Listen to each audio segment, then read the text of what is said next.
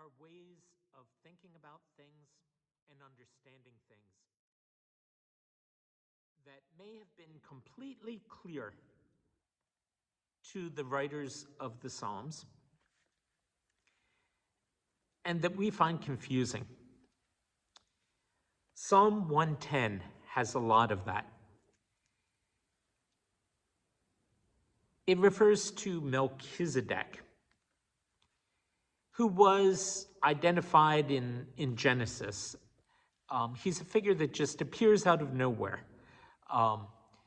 Means the name means the righteous king or the king of righteousness. And after Abraham had fought a battle, all of a sudden Melchizedek shows up out of nowhere and gives Abraham and his armies bread and wine to have a meal following their exhausting day in battle. Then he just sort of blesses them and disappears and is never heard from again.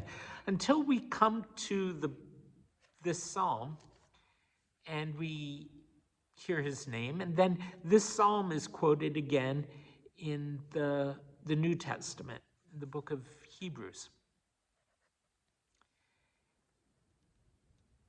I'm going to leave it at that. Well, I'm not going to leave it entirely at that. The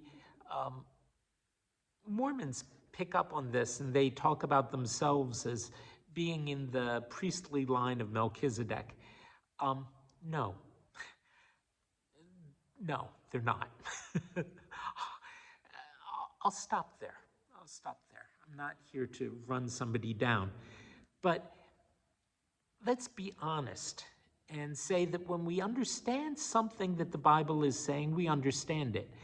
And when we don't understand what's being said, we have no right to appropriate it and to make ourselves into something we're not. If this figure means anything, it means that there is a righteous king. And the book of Hebrews takes that term and gives the term to Jesus, not to us. So I'm going to read this psalm and say we don't know everything that was intended in it. But we do know that it is a psalm that talks about the role of a king, the priestly role that was held at that time. Psalm 110 from the New American Standard Translation. The Lord says to my Lord, sit at my right hand until I make your enemies a footstool for your feet.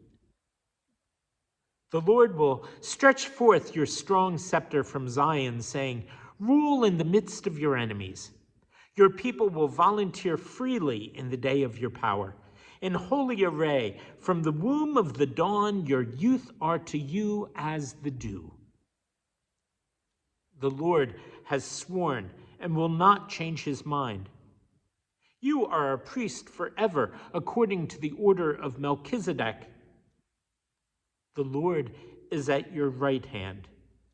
He will shatter kings in the days of his wrath. He will judge among the nations. He will fill them with corpses. He will shatter the chief men over a broad country. He will drink from the brook by the wayside. Therefore, he will lift up his head.